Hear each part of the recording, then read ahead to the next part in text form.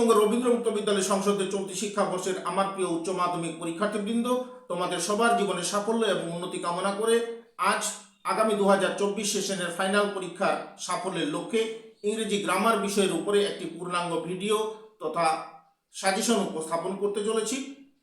আমি আশা করব এই সাজেশনটি তোমরা যদি পূর্ণাঙ্গ রূপে অনুশীলন করো তাহলে তোমরা ফাইনাল পরীক্ষায় বাজিমাত করবে। এবং সেই সঙ্গে তোমাদের কাছে আমার বিশেষ আবেদন, তোমরা যারা আমার চ্যানেলকে এতটুকু হলেও একটু ভালোবাসো বা আলোচনা শুনতে তোমাদের এতটুকু ভালো লাগে, তাহলে আমার চ্যানেলটির উপরে বেশি বেশি করে লাইক করো এবং তোমাদের বন্ধু বান্ধবের কাছে বেশি বেশি করে শেয়ার করো।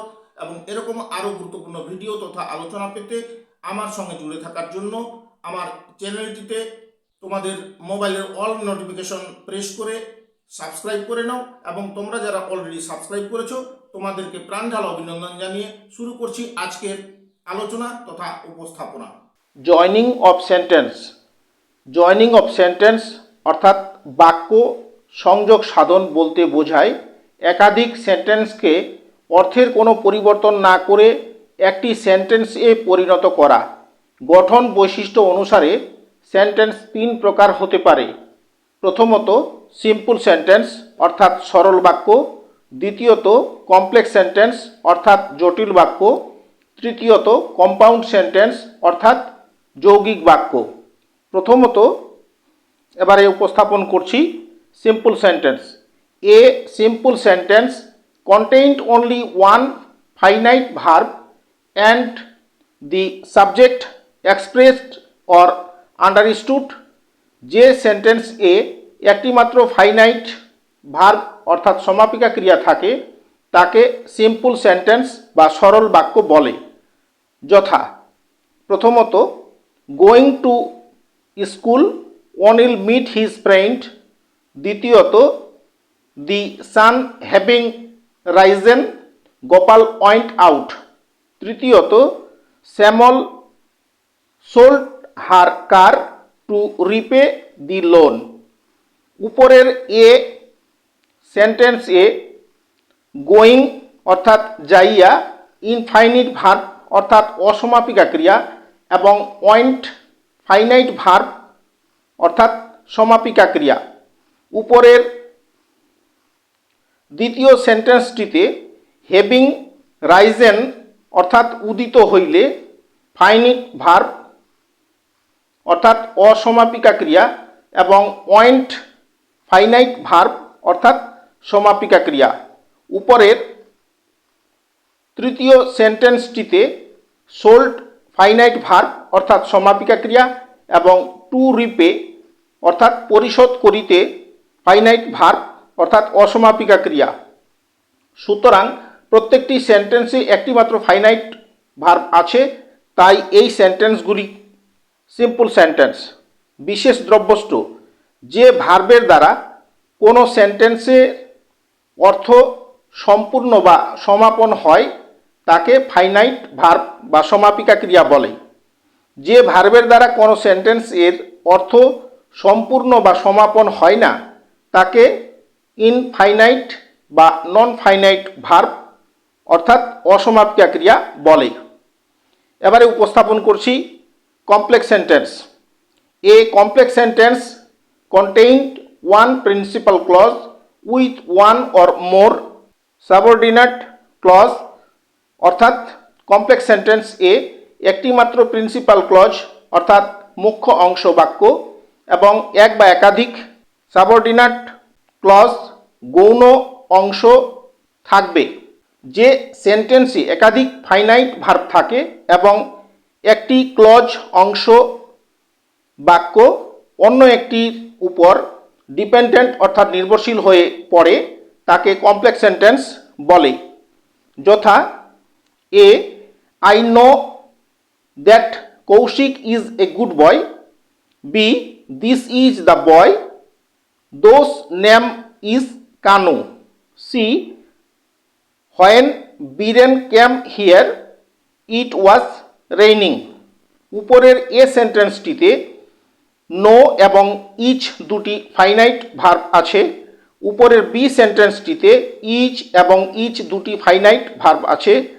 উপরের সি সেন্টেন্সটিতে ক্যাম এবং ওয়াচ রেইনিং দুটি ফাইনাইট ভার্ব আছে। সুতরাং প্রত্যেকটি সেন্টেন্সে এই একাধিক ফাইনাইট ভার্ব আছে এবং একটি ক্লজ অর্থাৎ অংশবাক্য অন্য একটি ক্লজের উপর নির্ভরশীল। এই সেন্টেন্সগুলিকে বলা হয় কমপ্লেক্স সেন্টেন্স। এবারে উপস্থাপন করছি কম্পাউন্ড সেন্টেন্স।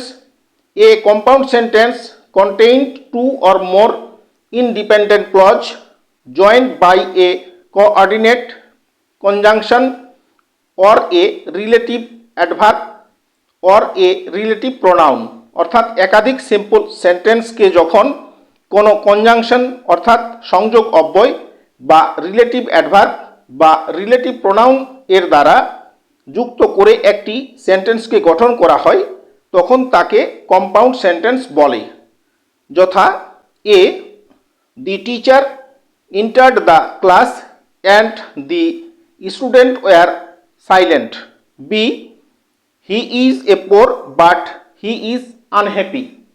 প্রথমটিতে entered এবং were দুটি ফাইনাইট ভার্ব এবং দ্বিতীয়টিতে is এবং each দুটি ফাইনাইট ভার্ব আছে। এরা ফাইনাইট ভার্ব, সুতরাং একাধিক ক্লজ আছে কিন্তু ক্লজগুলি স্বয়ংসম্পূর্ণ অর্থাৎ একটি আরেকটির উপরে নির্ভরশীল নয়। আমার প্রিয় পরীক্ষার্থী, এবারে তোমাদের সামনে উপস্থাপন করছি যে প্রশ্নগুলি তোমাদের আগামী ফাইনাল পরীক্ষায় আসার জন্য অত্যন্ত গুরুত্বপূর্ণ, সে প্রশ্নগুলি তোমাদের সামনে উপস্থাপন করছি। তোমরা মূল যে প্রশ্নপত্র সেখানে নাম্বার 11-এ তোমরা এই প্রশ্নটি দেখতে পাবে। Join the sentences into a single sentence. বরাদ্দ নম্বর থাকবে 2। প্রথম প্রশ্ন, question number 1, we visit Delhi. আমরা দিল্লি ভ্রমণ করলাম। দি মুঘলস হ্যাড দিয়ার ক্যাপিটাল দেয়ার। সেখানে মুঘলদের রাজধানী ছিল। এই দুটো বাক্যকে একটা বাক্যে কিভাবে করা হচ্ছে দেখে নাও। Answer, we visit Delhi where the Mughals had their capital. Full stop. Clear?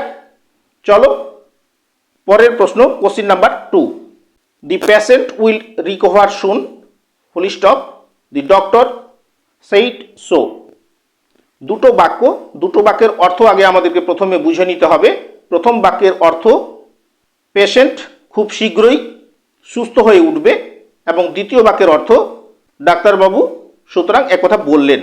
তাহলে আমাদেরকে দেখতে হবে আমরা কোন বাক্যটি আগে লিখব, ঘটনাক্রমিক হিসাবে আমাদেরকে সাজাতে হবে। অর্থাৎ আমাদেরকে মনে রাখতে হবে যে ঘটনাটি আগে ঘটেছে সেটাকে আমাদের আগে লিখতে হবে এবং ক্রমানুসারে আমাদেরকে লিখতে হবে। চলো দেখে নাও। Answer, the doctor said that the patient will recover soon. ডাক্তারবাবু বললেন যে পেশেন্ট শীঘ্রই সুস্থ হয়ে উঠবে। ক্লিয়ার? বোঝা গেল? চলো পরের প্রশ্ন, question number 3, they reached the house. তারা পৌঁছালো বাড়িতে। They found the door close. দেখলো তারা দরজা বন্ধ। They came back. তারা ফিরে এলো। তিনটে বাক্য আছে। এবার তিনটা বাক্যকে কিভাবে একটা বাক্যে পরিণত করা হচ্ছে দেখে নাও। Answer, after they reach the house, comma, they found the door closed and came back. বোঝা গেল? একটা কমা এবং অ্যান্ড দিয়ে যুক্ত করা হয়েছে তিনটা বাক্যকে। চলো পরের question, question number 4, I was ill. Full stop. আমি অসুস্থ ছিলাম। I could not attend school. আমি বিদ্যালয়ে উপস্থিত হতে পারিনি। এই দুটো বাক্যকে কিভাবে একটা বাক্যে পরিণত করা হচ্ছে দেখে নাও। Answer, being ill, comma, I could not attend school. অসুস্থতার কারণে আমি বিদ্যালয়ে উপস্থিত হতে পারিনি। ক্লিয়ার? চলো পরের বাক্য, কোশ্চিন নাম্বার 5। এবারে উপস্থাপন করছি, once I crept in an oak wood. Full stop. I was looking for a male deer. এই দুটো বাক্যকে কিভাবে একটা বাক্যে পরিণত করা হচ্ছে দেখে নাও।